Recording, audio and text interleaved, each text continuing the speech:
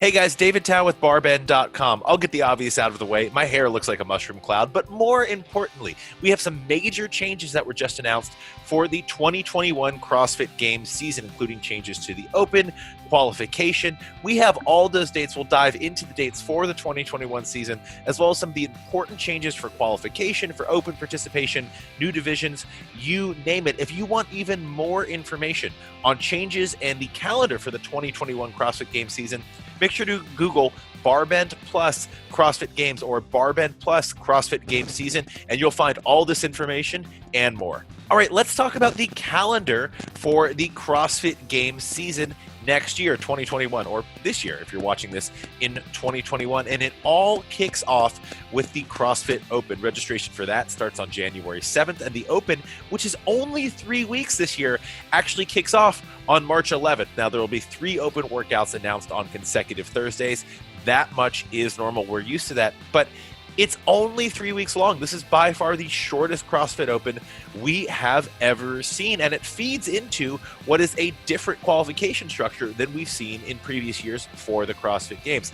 Let's break down the calendar date by date. Registration for the CrossFit Open starts on January 7th, and the week of March 11th is the first week of the Open, and that runs until or through the week of March 22nd. And this, of course, happens at local gyms, athletes' homes. It's an online qualifier. The online component of this is nothing really new to the CrossFit Open. The week of April 5th, we start to see some more changes. The quarterfinals kick in, and this is an online-only qualifying round. The next stage of qualifying for the CrossFit Games is these quarterfinals, and that will be completely online. It will happen in local CrossFit affiliates. That's the week of April 5th. The week of April 19th, we have the same thing for the teams. The week of May 3rd, we have the same thing for the masters and teens. Then after that series of qualifiers, we have the semifinals, which are worldwide. They happen across a few different continents, and they are in person, although CrossFit does state that they do have an online contingency plan if needed, depending on how the course of the COVID-19 pandemic is going at that point. And we have 4 weeks of semifinal qualifiers that run from March 24th through the week of June 14th. If athletes don't qualify for the CrossFit Games through those semifinals, but they're very close, they actually have the chance to compete in a last chance online qualifier the week of June 28th. And the CrossFit Games finals will happen the week of July 26th in Madison, Wisconsin.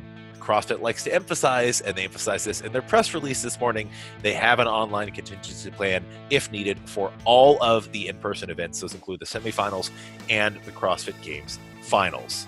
A couple other things to note. This new quarterfinal system will include approximately the top 10% of athletes coming out of the 3-week Open who will have the chance to compete and potentially move on from the quarterfinals to the semifinals. So just to get a sense of numbers there. This year will also include the introduction of adaptive divisions to this year's CrossFit Games. Now, exactly what those divisions will entail is something that's still being worked out. The Adaptive Training Academy is working very closely with CrossFit and CrossFit Games organizers to define that, including a lot of feedback from the CrossFit and actually just the strength community in general to determine which divisions are going to be most inclusive and the best to launch these new adaptive divisions for this year.